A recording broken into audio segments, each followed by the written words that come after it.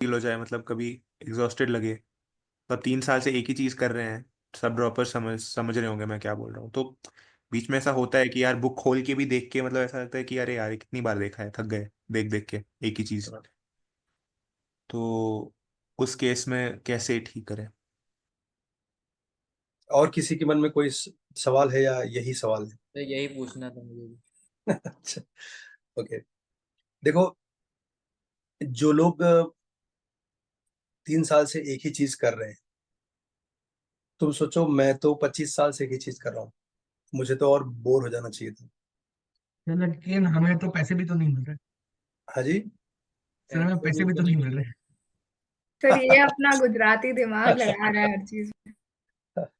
देखो, मैंने पिछली क्लास में भी तुमसे पूछा था कि आ, पैसा बड़ा, दिमाग बड़ा या उत्साह। तुमने पैसे की बात करी है तो मैं तुम्हें बता दूं, पिछले 1000 सालों में, सिर्फ 1000 सालों की ही बात करते हैं, पिछले 1000 सालों में कम से कम लाखों अमीर हुए होंगे।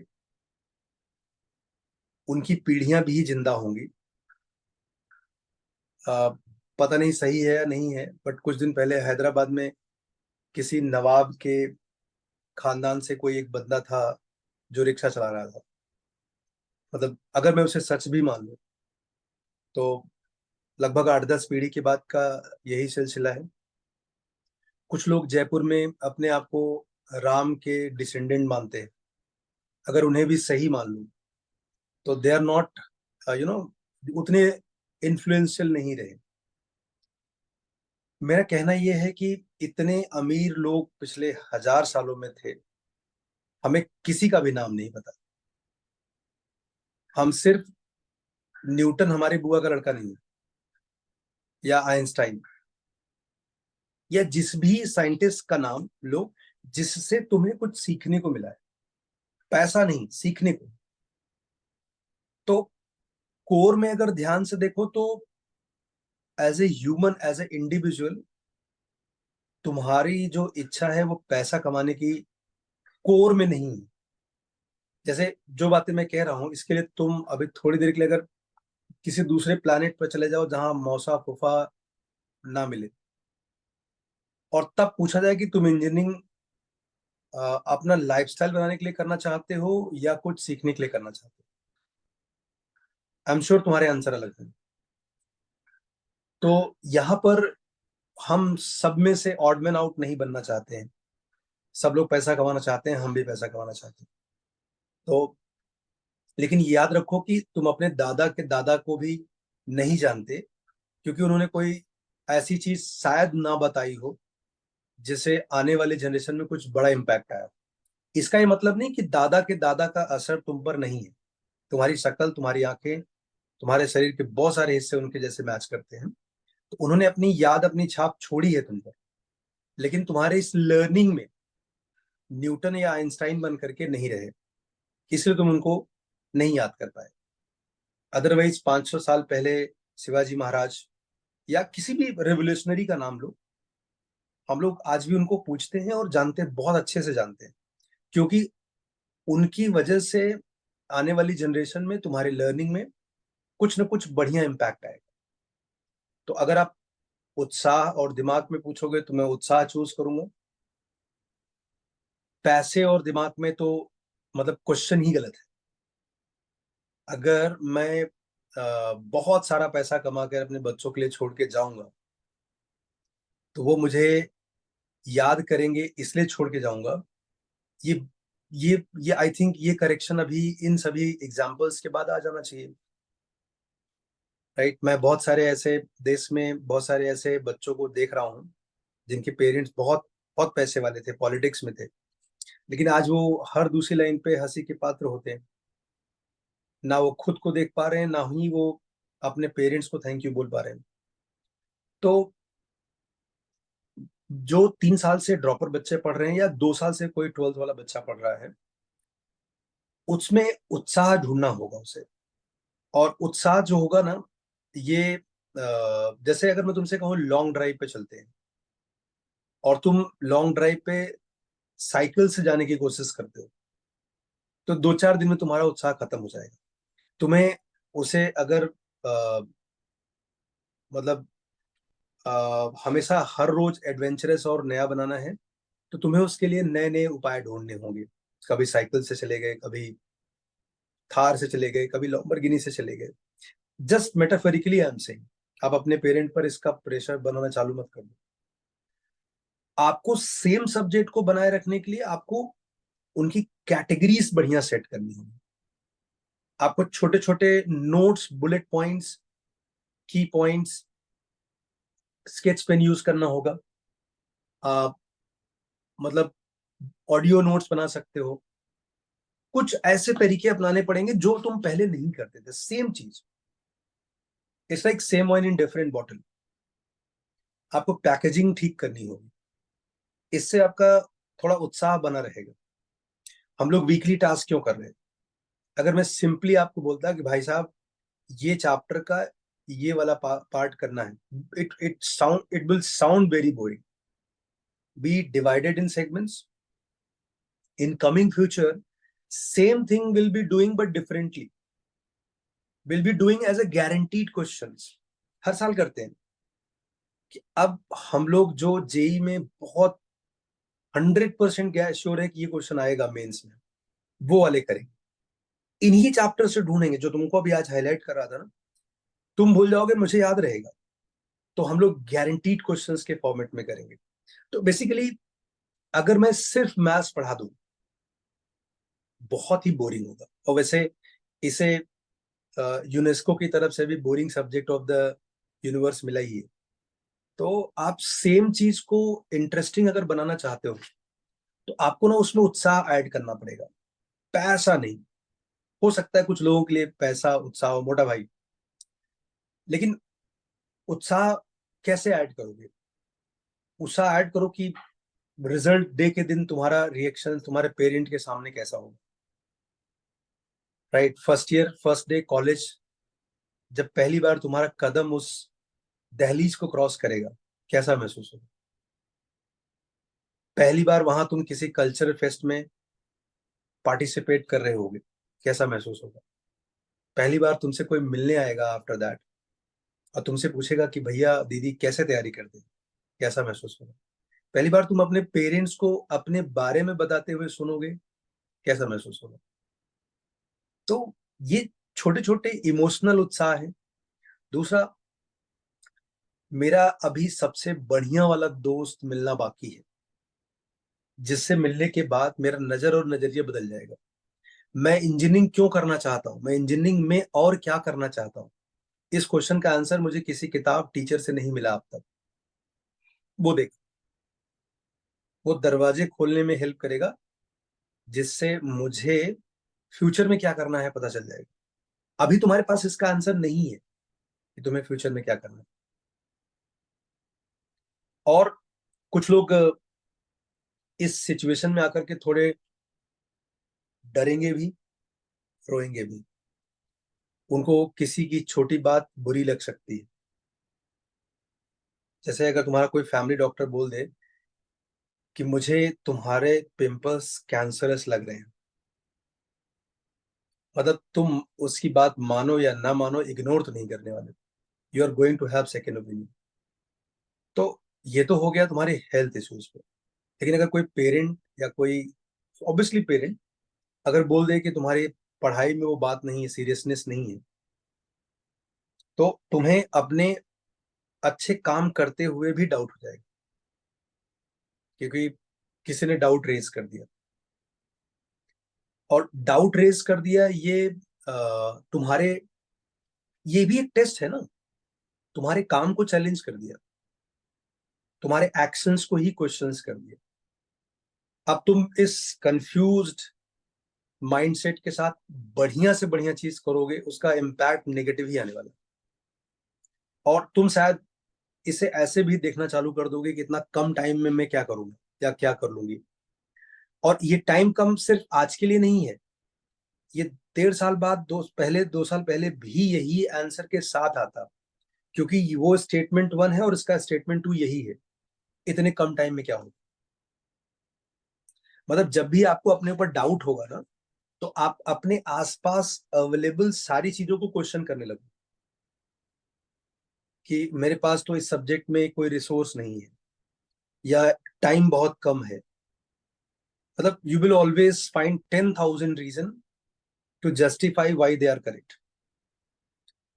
तो ये समझो कि अगर किसी को टाइम को लेकर के कुछ भी क्वेश्चंस आता है दिमाग में, तो एक एक बिल्डिंग को बनने में 24 महीने लगते हैं मान लीजिए, शुरू से लेकर के 23वें महीने तक वो बिल्डिंग खंडहर लगती है, हैबिटेबल नहीं लगती, लेकिन लास्ट के 10-15 दिनों में जो उसका ब्यूटिफिकेशन होता है उसको आप स्टैटिस्टिक डेटा के साथ कंपेयर नहीं कर सकते। You can not say that कि ये बिल्डिंग 18वें महीने में आ जाता, मैं रह लेता तो रहने लायक थी।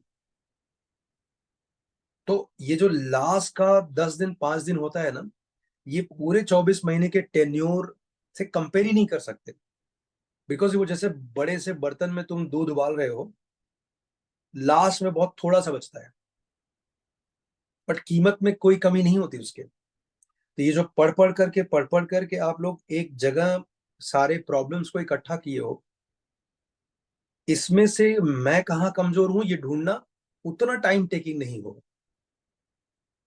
इसलिए घबराने की जरूरत ही नहीं होनी चाहिए। नहीं, तुम घबराओ, इसमें मुझे कोई टेंशन नहीं है, क्योंकि मुझे पता है कि I will have fun when I will be talking about your story. Very soon I am going to call few more kids like Rohan Jadhav and all, दो आईटी बॉम्बे में। तो मुझे पता है कि ये सब तुम्हारी लाइफ में एनेक्डोट्स हैं, this is how you will remember, this is how you will cherish this journey. Otherwise तुम मोनोटोनस हो जाए तो क्यों ही याद करोगे, और कोई कोई तुम्हारे बारे में क्यों ही सुनना चाहेगा।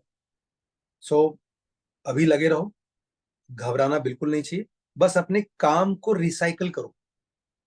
मुबारिज, I think I have answered your problem. आप अपने काम को टेस्टी बनाओ। अगर रोज दाल चावल खा रहे हो ना, तो हेल्दी है, तुम्हारा पसंदीदा भी है, बट बोर हो जाओगे। आप उसको उसी को मिक्स करके खिचड़ी बना दो। जस्ट एग्जाम्पल, आप सिर्फ काम मत करो, अपने काम को इंटरेस्टिंग बनाओ। मान लीजिए फिजिक्स पढ़ने में तुमको बोरिंग लगता है थियरी में, तो आप 2-4 लोग मिलकर के एक दूसरे से क्वेश्चन आंसर करो। आप एक दूसरे को चैलेंज करो कि 10 मिनट में 15 क्वेश्चन या 10 मिनट में 10 क्वेश्चन मेंस के कर सकते हैं क्या। किसी पर्टिकुलर ईयर का कोई पेपर ले लिया, ऐसा मेक इट मोर इंटरेस्टिंग। जैसे मुझे याद है कि हमारे टाइम पे केमिस्ट्री बहुत बोरिंग था, जैसे तुमने बोला वैसे ही। तो हमने उसको इंटरेस्टिंग बनाया था। कैसे? अ, हमारे टाइम रुड़की के एग्जाम्स जो होते थे वो बहुत डिफिकल्ट होते थे केमिस्ट्री को लेकर, स्पेशली ऑर्गेनिक वगैरह बहुत डिफिकल्ट आते थे। तो हम लोगों ने उसको चुटका बनाते थे और दोस्तों में आपस में बांट देते थे। स्कूल्स की बात कर रहा हूँ, तब हम कोई ऐसा फॉर्मली जेई प्रिपरेशन नहीं किए थे। एक चुटका, जैसे मान लीजिए एक चैप्टर के चुटके बना लिए, उसमें एक में 5-6-10 की पॉइंट लिख लिए। सब लोगों ने ऐसा किया, 7-8 लोगों ने। वो जब भी मिलते थे अपना चुटका चेंज कर लेते थे, तो एक टाइम के बाद वो रिपीट हो गया, सबको याद हो गया। मतलब I am just saying, I am not saying कि today it is very good method, you can have some more better methods. जब तुम्हें किसी को चैलेंज करना होगा या किसी को वाव कराना होगा, तो तुम्हारा उसी सब्जेक्ट उसी चैप्टर को पढ़ने का तरीका बदल जाएगा। जैसे तुम लोग रात को केमिस्ट्री सेशन के लिए आते थे, तो मेहनत करके आते थे ना, yes sir. Same chapter interesting हो गया था हाँ सर। कि अब मैं कुछ पूछूंगा तो लोग नहीं बता पाएंगे, बड़ा मजा आएगा। तो वैसे कुछ इंटरेस्ट वाला पार्ट ऐड करो। ड्रॉपर के साथ, ड्रॉपर होने के जो फायदे हैं, तुम्हें 80% से ज्यादा चीजें आती है। नुकसान ये है कि आप उम्र के ऐसे हिस्से में हो जिसमें you don't know what you don't know. आपको जो 20% नहीं आता है, आपको ये भी नहीं आता कि वो 20% कौन है। इस वजह से कभी कभी आपको ये फीलिंग दे जाएगा कि आपको कुछ नहीं आता। सच नहीं है ये, बट ये फीलिंग जरूर दे के जाएगा कि आपको कुछ नहीं आता। और अगर मान लीजिए किसी ने 2-3 क्वेश्चन पूछ लिया या किसी ने कोई पेपर लिखवा लिया आपसे, आप इस टूटे हुए दिल के साथ अगर दोनों को फेस किए और बुरी तरीके से फेल हुए, तो आपका भरोसा परमानेंट हो जाएगा कि आपको कुछ नहीं आता। तो ये कहीं लिख लो कि मैं ड्रॉपर हूं, मेरे को 80% आता है, बट मेरे को वो कौन से 20% नहीं आते, ये नहीं आता। जब भी कभी ऐसा हालात होगा तो समझ लेना कि भाई साहब ये तो पहले से बताए। तो यू शुड सर्च दोस 20% जो तुम्हें नहीं आता है। पूरे टाइम तलाश उसी की रखो और उसे थोड़ा इंटरेस्टिंग बनाओ, उत्साह के साथ ढूंढो। तुम सोचो, तुम्हारे लिए छोड़ो, मेरे लिए कितना मुश्किल होगा, या हर उस टीचर के लिए। तुम सोच रहे हो सिर्फ पैसे से मोटिवेशन मिल सकता है। अ, एक ही काम को करने के लिए पैसा कैनॉट ड्राइव मी। मैं नहीं कह रहा हूं पैसा, बिल्कुल पैसा भी एक इम्पैक्ट होता है, बट सिर्फ पैसा ड्राइव नहीं कर सकता। एक बात बताओ, तुम्हारी क्लासेस तो हफ्ते में 3 ही दिन है ना, ऑफिशियल कमिटमेंट तो 3 दिन का ही है। 6 दिन तो सिर्फ उत्साह ही बुला सकता है, मेरा कोई ऑब्लिगेशन तो है नहीं। I can easily say that शाम वाले बैच में उनका 3 दिन ही क्लास है, मैं आराम से तुमको बोल सकता हूँ भैया 3 दिन आना है ना। तो प्रियोरिटी पैसा तो हो ही नहीं सकती। और तुम्हें ये भी पता है कि मैं चाहूं तो, आज भी चाहूं तो 1000 बच्चे ले सकता हूँ। Seriously I am telling you, 1000 बच्चे ले सकता हूँ। लोग कुछ भी, कितना भी पैसा देने के लिए रेडी हो जाएंगे। इतना इतना ज्यादा लोग, आस पड़ोस में लोग जानते हैं। तो प्रियोरिटी वो नहीं है। पैसा चाहिए, बट सिर्फ पैसा नहीं चाहिए। तो मुझे अपने काम पर भरोसा है, क्योंकि मैं इसे बहुत इंटरेस्टिंग बनाता हूँ हर साल। तुम्हारे मजा आए ना आए, लेकिन मैं अपनी तरफ से कोशिश करता हूँ कि ये मेरे लिए बेस्ट हो, ताकि जब कभी 10-15 साल बाद तुम किसी जगह मिलो, तो मैं ये कह सकूं कि मेरा बेस्ट था। तुम्हारे किसी काम नहीं आया, तुम्हारा बैड लक, बट मैंने अपना बेस्ट दिया। और इसका इम्पैक्ट भी होता है। अभी मैं तुम लोगों को क्लास खत्म होने के बाद एक इनविटेशन मुझे आया, भेजता हूँ। ये जिस बच्चे ने इनविटेशन भेजा है मुझे, इसका 14 साल पहले आईआईटी में हुआ था। अभी उसकी शादी शादी वादी हो चुकी है, रिसेप्शन है। मतलब एक काफी क्लोज नेट वाले लोगों का सीन होता है। हम जैसे लोगों का आराम से इसमें बाहर हो जाना चाहिए था, क्योंकि हम, मेरे से पहले मेरे से बाद उसको आईआईटी खड़गपुर में बहुत सारे टीचर मिले, फिर अमेरिका गई, but still they remember us, me specially. तो दैट इज, दैट शोज कि उस टाइम पे मैंने उस साल ज्यादा अच्छा काम किया था। तो बस ये उत्साह जरूरी है। आपको अपने काम में जब तक आप ये एनर्जी नहीं डालोगे, सेम सब्जेक्ट बोरिंग लगेगा। ओके, चलो, मिलते हैं हम लोग कल विद प्लान थिंग्स। ओके।